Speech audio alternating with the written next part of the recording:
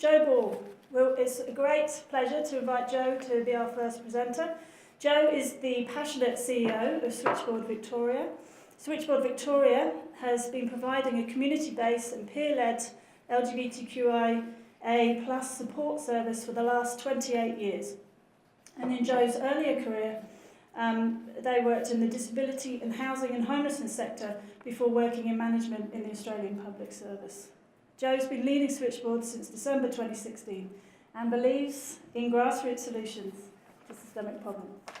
Thanks, Joe.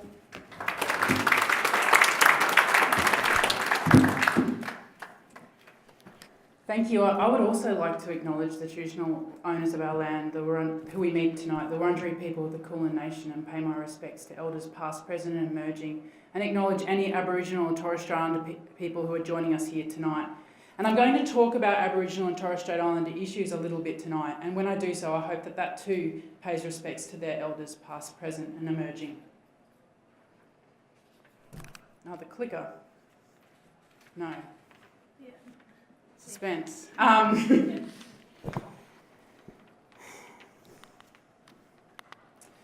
In the lead up to speaking tonight, I really turned myself inside out about what I was going to talk about.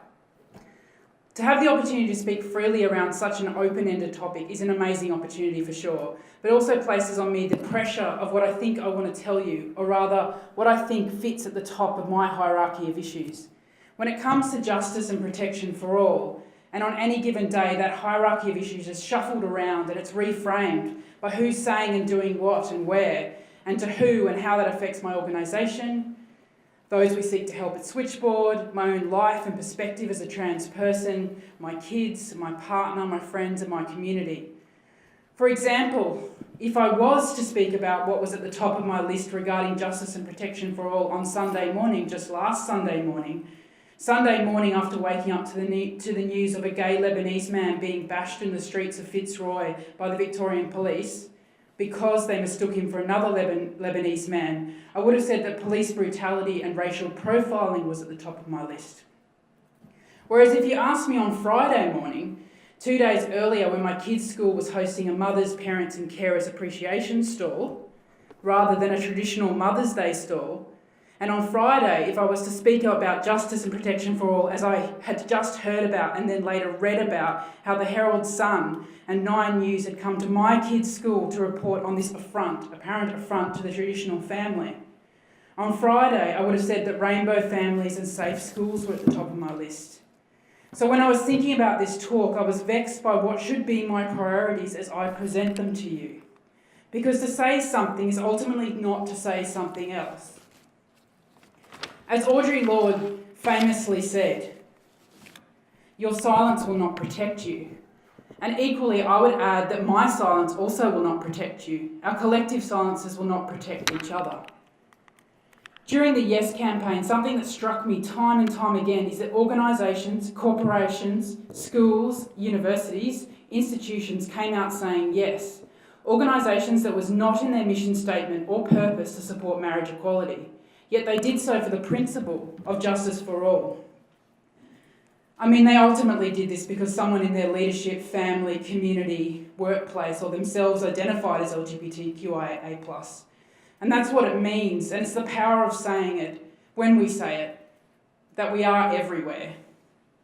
But if you flip the idea of we are everywhere to all issues are LGBTI issues, because we are everywhere, then you can see the limits of talking perhaps too narrowly about LGBTI issues. In Victoria right now, in Dajawurrung country just outside of Ararat, there is a permanent protest camp to protect 800-year-old sacred trees that are under threat from a Vic Roads highway expansion project. These trees are integral to the spirituality of the Dajawurrung people as they are embedded in songlines. Why do I raise this? Why am I talking about it? Last month, 3% of the people who used our Switchboard Q-Life phone services identified as Aboriginal and Torres Strait Islanders. Aboriginal suicide in this country has this year alone been classified as an epidemic. Over 60 Aboriginal and Torres Strait Islander people were reported as having suicided by May this year. And tragically, the number is climbing. Brother boys and sister girls, the Aboriginal words for Aboriginal and Torres Strait Islander trans people, and lesbian and gay and bisexual Aboriginal people are overrepresented in Aboriginal suicide statistics. Yet, Aboriginal people tell us time and time again that the very destruction of culture contributes highly to Aboriginal suicides in this country. So I say again, we are everywhere. This issue, this cultural destruction here in Victoria, and Aboriginal suicide is an LGBTI issue. So what am I going to talk about tonight? What's going to be the top of my hierarchy today? I'm going to talk about what I've already been talking about thus far. I'm going to talk about how we actually do justice for all. Ultimately, I'm going to talk about solidarity. Today is IDAHOBIT, a day that is about internationalism, so I'm going to try and speak to international solidarity. But please keep in mind I have 10 minutes to do this, so this is just the start of a conversation. I hope it's an inspiration of a conversation. So last week I read a bumper sticker and it said, "No jobs on a dead planet." And I thought, well, isn't that true? And equally, there's no humans and therefore there's no justice or protection on a dead planet. As you can see, I'm trying to build my talk up, from the ground. Yet we're sold the idea constantly that rights, that justice, that ultimately protection are actually in conflict. If you want jobs, you can't have renewable energy. If you want women's rights, you can't have trans rights. If you want refugee rights, you can't have housing rights. It's all positioned as a binary.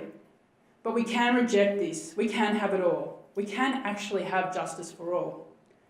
We need to reject the idea that basic human rights are in conflict with each other. They are not. We are told that if one person has rights, another inherently doesn't. Globally, we are told that we can't have trans women in women's toilets because women's safety protection will be compromised. Yet how can it be true? Because trans women are women, and there's not a single evidence-based study globally that states that cisgendered women are endangered by trans women using women's toilet. In fact, breaking news, trans people have always used the toilets of their gender. You're not letting us be there, we have always been in the cubicle next to you. These rights, pinned against each other, are actually not in conflict. Israel Folau, article after editorial after article, has defended his right to express his religion. Again, you see that rights are positioned as in conflict. His right to free speech over others' right not to experience hate speech. He has always been free to express his religion. I say that again, he has always been free to express his religion.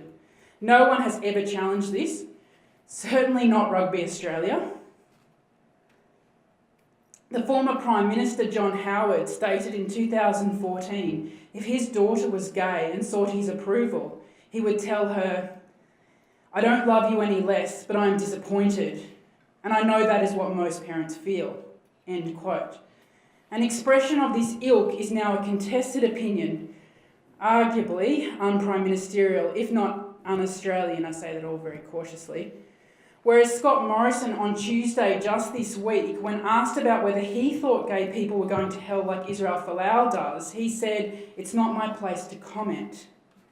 Although this was far from good enough, it shows how rights are culturally contextual. Times have changed, and although we have a Prime Minister that voted no and thinks, quote, "gay conversion therapy isn't an issue for me," end quote, the zeitgeist has changed, thank God, so to speak. Most Christians now support same-sex marriage. The right to free speech is positioned alongside and forever connected to the rights of others to live without fear and prejudice. It's not in contest, but it is linked. However, rights have limits and rights are negotiated. People can say what they want. But you won't be arrested for it in Australia. But there are codes of conduct befitting your position. Sometimes contractual agreements, as was the case with Folau, for $2 million a season. There was a contractual agreement. But there are limits on rights, and these limits are negotiated, and the persecution for infringing on another person's right is absolutely never meted out equally. It's not lost on me that when the Prime Minister agreed with Folau, through his silence that gays are going to hell, nobody was talking about a code of conduct or a special hearing or how we can sack the PM. Of course, I wonder at when we're going to start sacking footballers for how they treat women, and even how they talk about women. I must mention, it's interesting to write a speech as the news is breaking, I must mention that 48 hours later, Scott Morrison did state for clarity that he doesn't think we're going to hell after all. It's a relief to know that it is no longer politically expedient to link homosexuality with being a mortal sin in Australia. The same cannot be said for other countries, like in Brazil, where the newly elected president stated that he would rather his son die in a car accident than be gay. So you can pretty much say what you like in Australia and not be arrested for it. We have the freedom of speech, but rights have consequences and limits.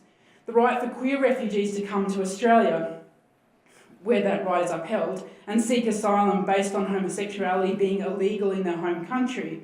This right has consequences. The consequences are that refugees forfeit their right to ever return to the country of origin in exchange for a life beyond the threat of capital punishment. Rights are never without consequences. Equally, the right of a politician in Australia to link homosexuality to pedophilia or to stay silent on the question of conversion therapy has consequences. We're yet to see if this makes them unelectable, but it has other consequences too. It has the consequence of a young, perhaps gay, perhaps bisexual, perhaps trans young person, perhaps even one of our LGBTI elders living in a nursing home, perhaps here in Melbourne, perhaps in another state, perhaps anywhere in the world, hearing these comments, these messages from our politicians, our leaders, and feeling very alone, perhaps dangerously alone. And the forever chant of freedom of religion is limited, contested, and negotiated, and it has consequences. You can't do what you like in the name of religion, and you have to accept that queer people have faith too, as we are going to hear later on. Because we are everywhere, and you don't get to say that your version of religion denies another person their religion. That's not part of your right. So if we accept that rights are not in conflict, but rather are negotiated, contested, and limited, how do we actually get justice for all? Leslie Feinberg, I've got to stop. I'm going to wrap this up. I reckon I've got 2 minutes. Leslie Feinberg, transgender activist and novelist, famously said, "My right to be me is intrinsically linked, is tied with 1,000 threads for your right to be you." That's how we do it. We do it with solidarity, with an understanding the inevitable, indelible and infinite interconnections that we have as people, and trying to connect with each other and negotiate against the hierarchy of issues as they are presented to us, and find reward in the difficult conversations that come with not always knowing. Learning to bend and to sway and to incorporate the struggles of others, and fighting forever to keep rights out of conflict with each other. Justice and protection for all, for me, is fighting where possible to break down the walls between us and challenge those who seek to divide us from each other.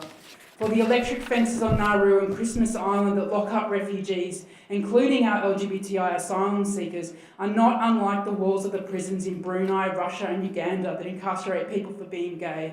And the walls of these prisons are not unlike the Northern Territory intervention, the invisible walls of poverty forced onto Aboriginal people, including our queer brother boys and sister girls. And the intervention is not unlike the psychiatric gatekeepers who determine that trans people need to have a diagnosed disorder to transition. And the gatekeepers are not unlike the politicians that said that marriage equality is a slippery slope towards pedophilia. And these politicians and these walls and these electric fences are all part of a system that blames queer people for their own suicides, demonises two men for having a baby together. It is a system that says that anti-bullying programs in schools are gender programming, all the while saying that boys should be boys and girls should be girls, and it isn't gender programming. A system that both stands on the sideline and perpetuates a patriarchal culture that lets one woman a week be killed in this country because of family violence. And as this broken framework, this system that says rights are in conflict. That's how we get justice for all. Solidarity. Solidarity. Solidarity is how we protect each other. Solidarity is the gritty work of knowing that your struggle, your rights are forever entwined with my rights. Solidarity is the antithesis to ideological cultural wars ravaging our universities and society at large. Solidarity speaks truth to power against political grandstanding and bigotry. There is no hierarchy of LGBTIQA+ issues. And there's no hierarchy of social justice issues. There's just justice for all. And it's up to all of us to navigate that. Thank you.